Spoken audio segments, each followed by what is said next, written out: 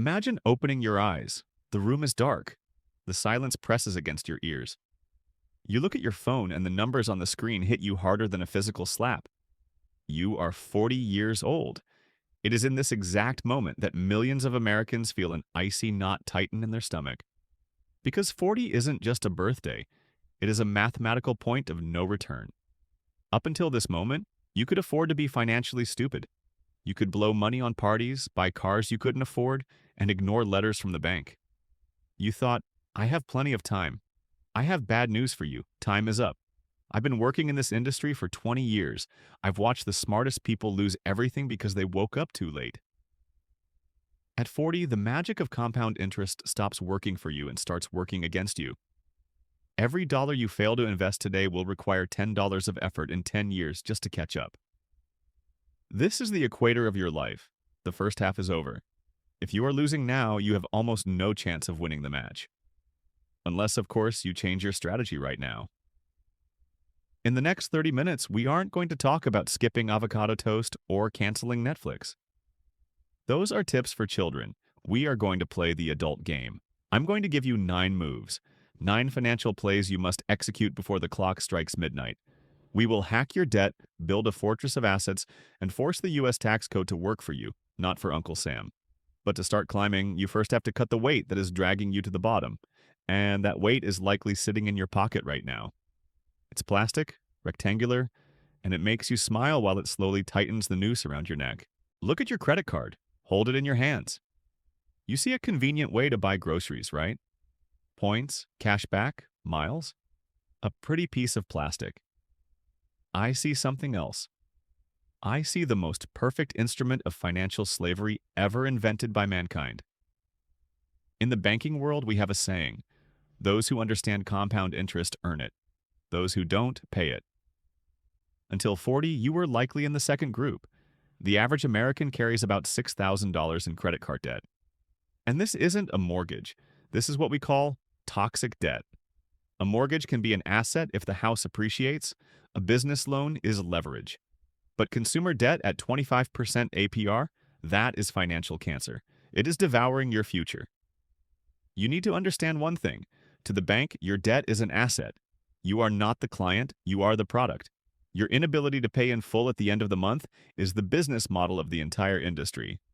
And here's the main trap they don't tell you about in the brochures. It's called the minimum payment. You open your statement, you owe $5,000.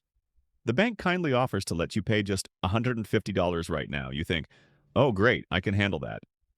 You pay it and feel relieved? You just signed a contract with the devil. If you only pay the minimum at a 20% interest rate, you will be paying for that dinner and that new TV for the next 18 years. You will pay double or triple the price for things that will have long since ended up in a landfill.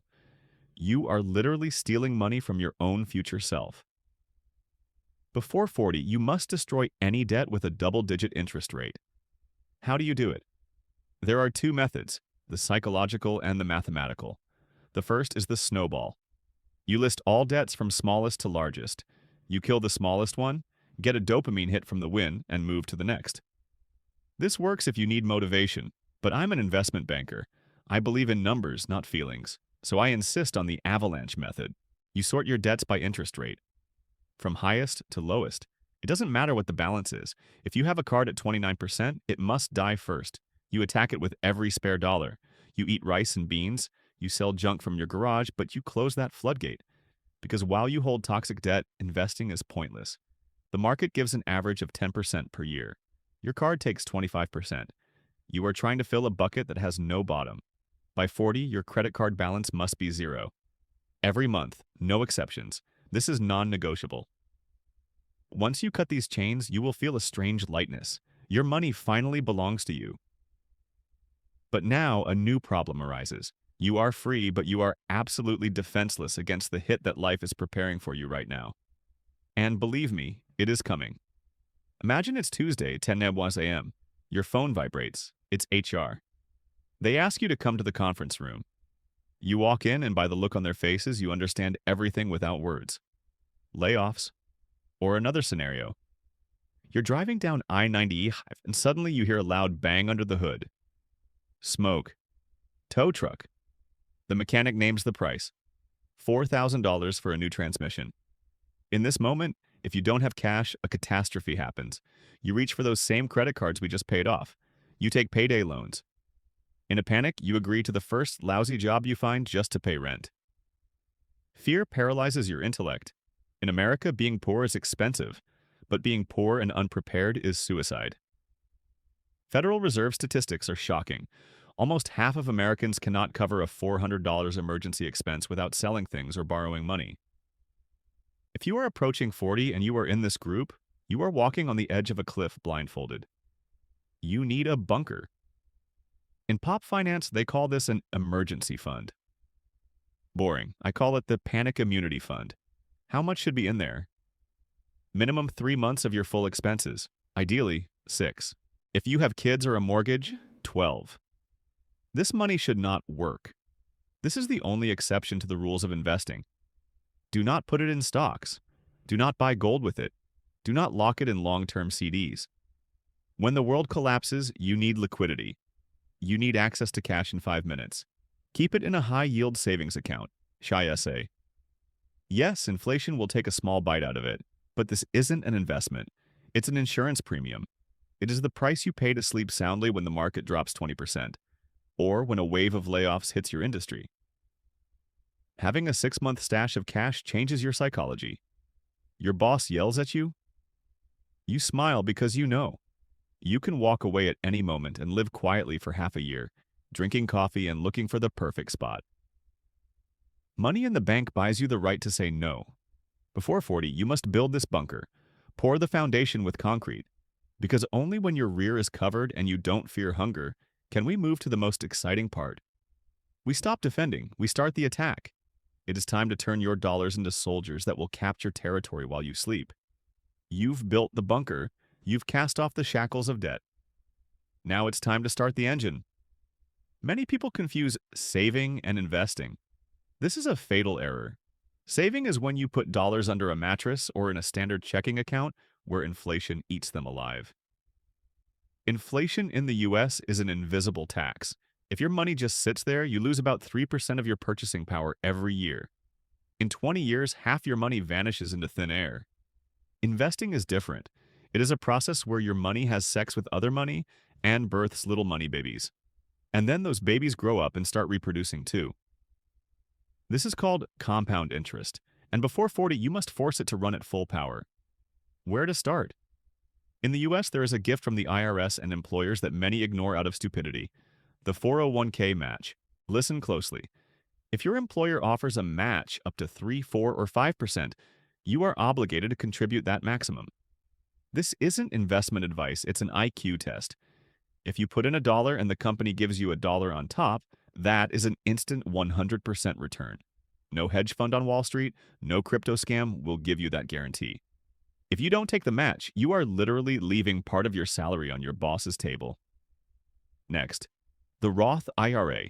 This is my favorite tool. The difference is simple. With a 401k, you pay taxes later when you retire. With a Roth IRA, you pay taxes now, but all the earnings, all the growth for the next 20, 30 years are absolutely tax-free. Uncle Sam won't get a cent of your millions in the future. But what do you buy inside these accounts? Forget picking individual stocks. Do not try to find the next Tesla or Apple. You are not Warren Buffett. And even the professionals lose to the market 90% of the time. Buy the whole market. The S&P 500, VOO or SPY. It is a bet on the 500 best companies in America. As long as the US economy exists, you will get rich along with it. And now, the magic, the rule of 72. Memorize this number. Divide 72 by your expected annual return. Let's say the market gives 10%, the historical norm. 72 divided by 10 is 7.2. This means every 7 years your money will double, by itself, without your effort. If at 40 you put in $100,000 and never add another dime, at 47 you'll have $200,000. At 54, $400,000. At 61, $800,000. Almost $1 million out of thin air. But if you start at 50, you only have time for one doubling. You lose hundreds of thousands of dollars simply by waiting. The ticking clock is your enemy. Set up automatic transfers to your investment accounts tomorrow morning. And forget the password. Let the system work. But while your stocks grow in virtual accounts, you need somewhere to live in the real world. And here we approach the biggest myth of the American dream. Everyone around you repeats, buy a house. Renting is throwing money away. But as an investment banker, I will tell you something that real estate agents hate me for. Renting is throwing money away. You've heard this phrase 1,000 times, from parents, from friends at a BBQ, from realtors with white smiles who get a commission from your signature. They are lying, or more likely, they just don't know how to do the math. Let's look at housing through the eyes of a banker, not a dreamer. Before 40, buying a house can be the most fatal mistake of your financial life. It can tie you to a location, kill your career mobility, and suck all the liquidity out of your budget. They sell you the American dream. But the math often turns it into a nightmare. Here's a concept that will flip your perspective. Remember it forever. When you rent, the number on the check is the maximum you will pay for a month of living.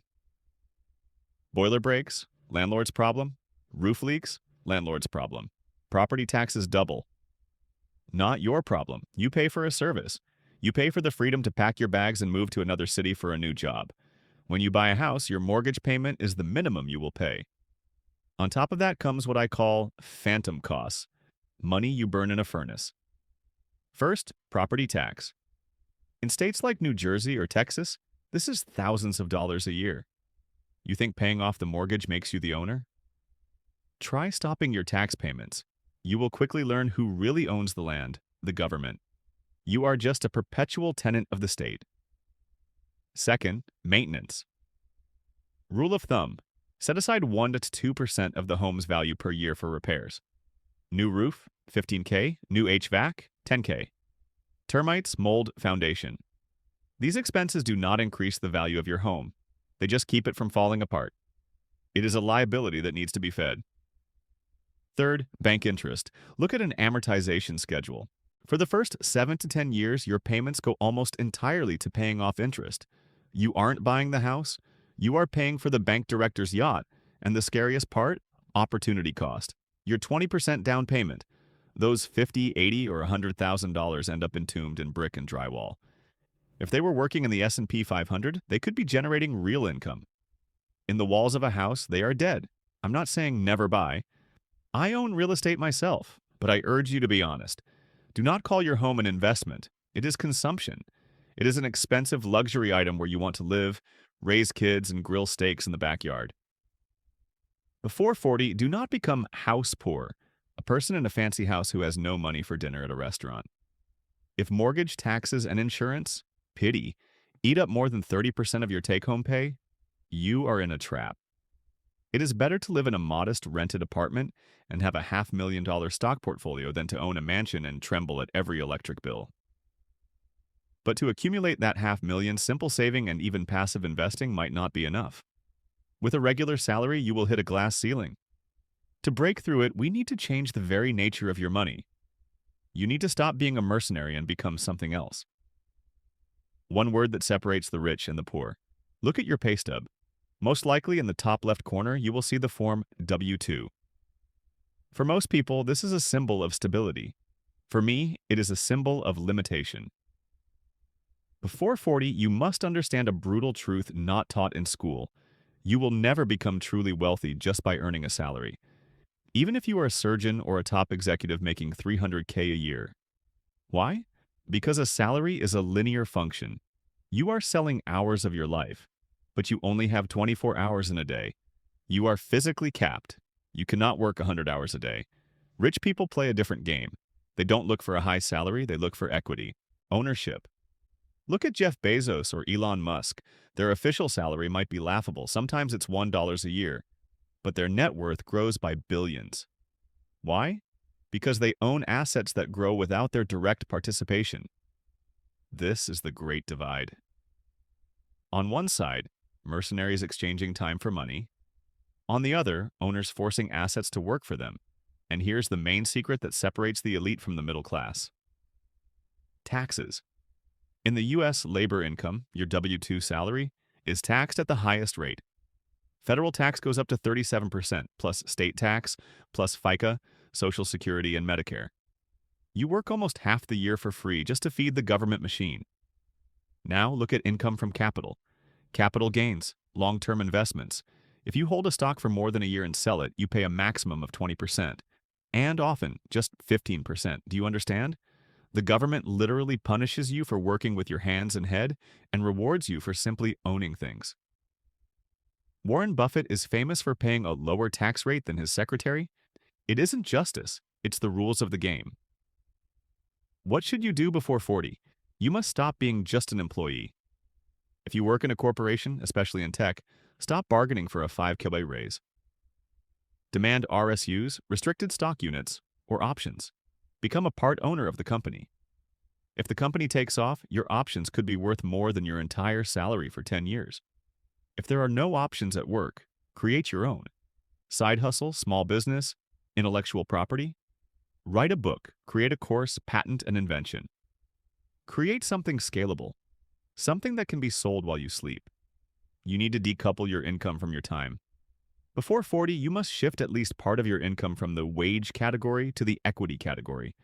Because a salary feeds you today. Assets feed you forever. But as soon as you start accumulating serious capital, you will notice new enemies appearing. And the most dangerous one wears a suit and smiles while filling out your forms. We talked about how to earn. Now let's talk about how not to give it all back to the system. And believe me, the system has long arms. You've started earning, you've got equity, but now you are entering the kill zone of the most dangerous predator in the ecosystem. His name is the IRS. Most people fear taxes. They bury their heads in the sand, fill out the standard form on TurboTax, and pray they don't get audited. This is a victim strategy. Rich people don't fear the tax code. They read it. Understand one thing, the US tax code is not a list of laws on how to take your money. It is a rule book for the game, written by Congress. It is a list of incentives. The government tells you, do what benefits us, build housing, create jobs, invest in retirement, and we will leave your money alone. There is a huge difference between tax evasion and tax avoidance. The first will send you to prison. The second will lead you to wealth. Before 40, you are obligated to learn to optimize. Use the superweapon no one talks about, the HSA Health Savings Account. It is the only asset in America with a triple tax advantage. You put money in pre-tax, deduction. Money grows inside tax-free, and you withdraw it for medical expenses tax-free. It is the investor's holy grail. Use it as a retirement account, not to pay for aspirin. Use tax loss harvesting. If the market dips and your stocks are in the red, sell them, lock in the loss to lower your taxable income, and immediately buy a similar asset.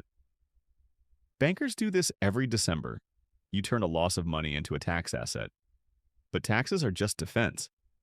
Your attacking power in the US is defined by 3 digits, your FICO score. Many think, I pay on time. I have a 720, that's normal. No, that is mediocre.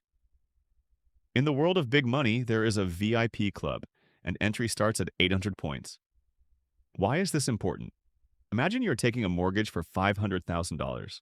A person with a 680 score gets a 7.5% rate.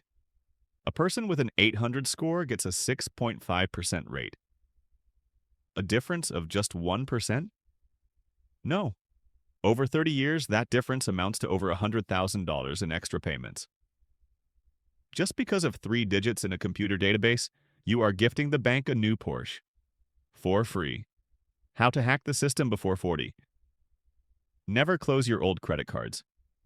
Length of credit history is 15% of your score. Closing a card you opened in college is shooting yourself in the foot. Cut up the plastic, delete it from Apple Pay, but leave the account open. Keep utilization below 10%. If your limit is 10K, never show a balance above $1,000 on statement day. Banks love those who don't need their money. A credit score of 800 plus gives you access to the cheapest money in the world, and cheap money is the lever with which you move the world. So, we protected the money from the taxman. We gained access to cheap capital. It would seem we have won. We built the fortress. But there is one thing that neither the IRS nor the Fed nor the smartest lawyer can stop.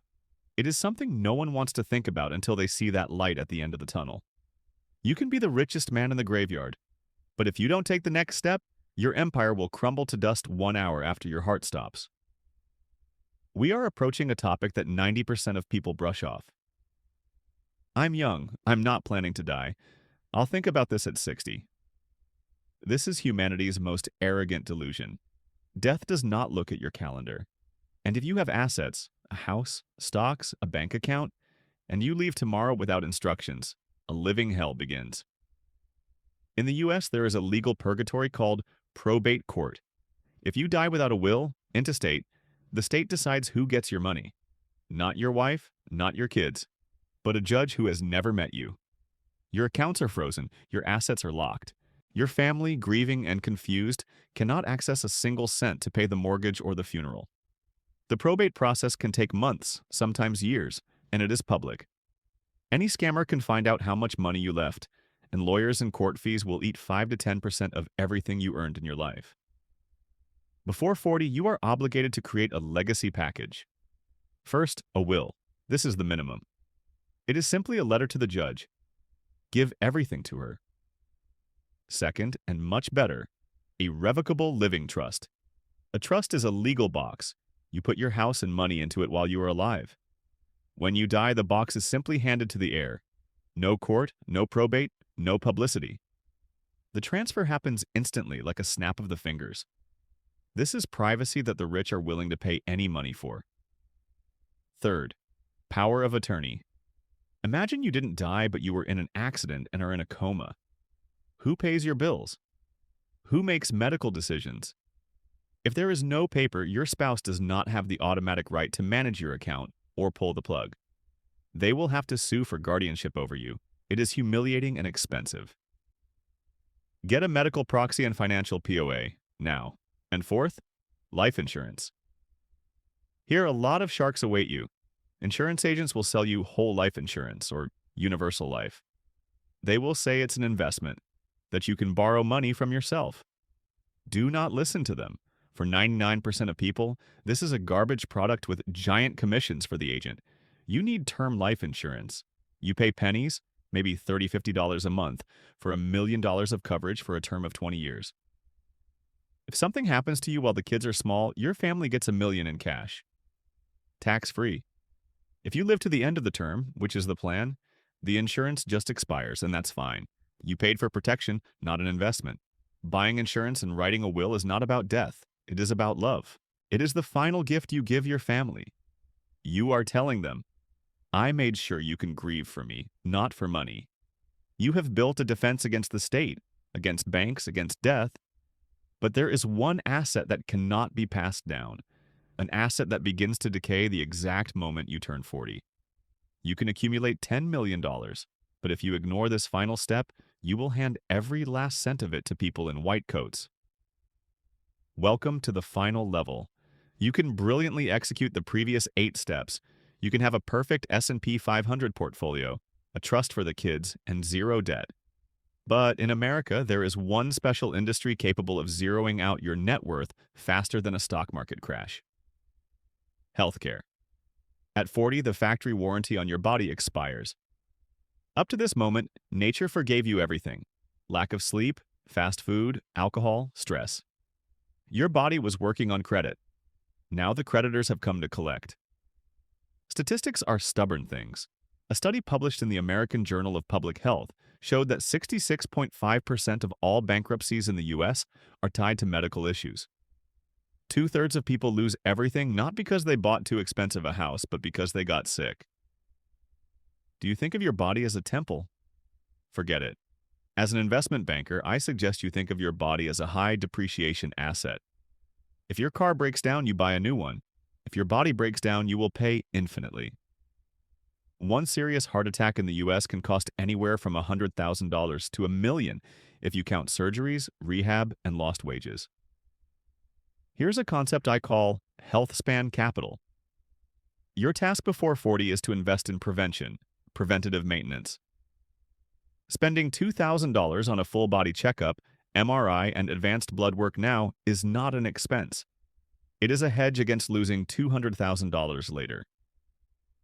Spending money on a quality mattress and sleep is an investment in the cognitive abilities that generate your income.